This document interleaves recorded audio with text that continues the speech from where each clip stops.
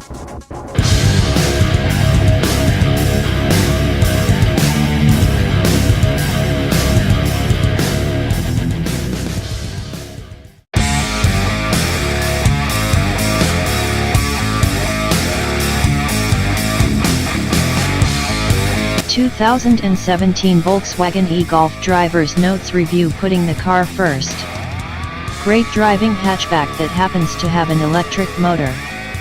The 2017 Volkswagen e-Golf feels both new and familiar at once.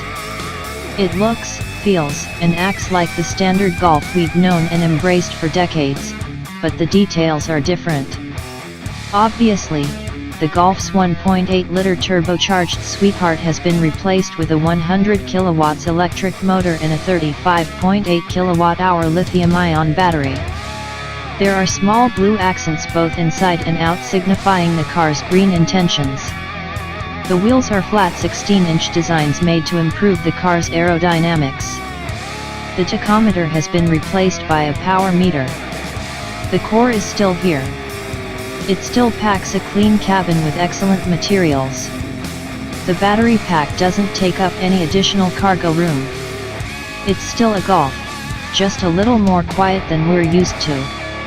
Senior Editor, Green John Belts Snyder.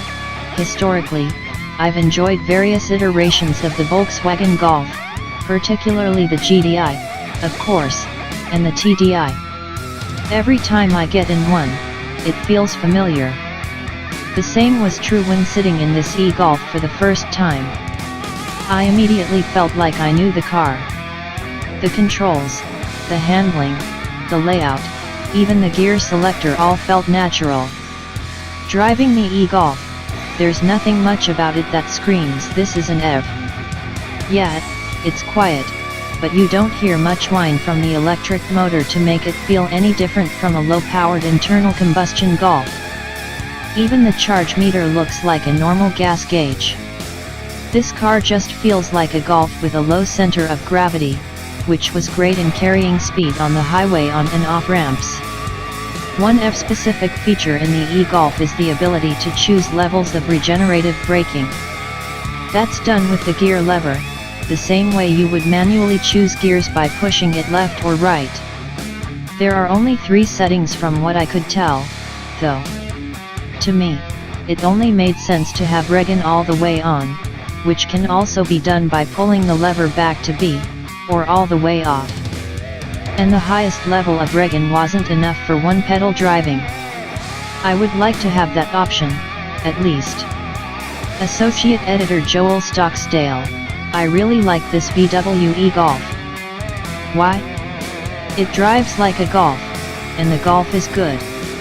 It has the same sharp steering, lack of body roll and general eagerness in corners. It has a smooth, comfortable ride, even over Metro Detroit's pockmarked streets. It also feels pretty much as peppy as a gas-powered Golf, though I wouldn't mind the throttle tip in being a bit more aggressive from a stop, and it does feel less potent as speeds increase. Actually, more power would be fun, too. The chassis can certainly handle it.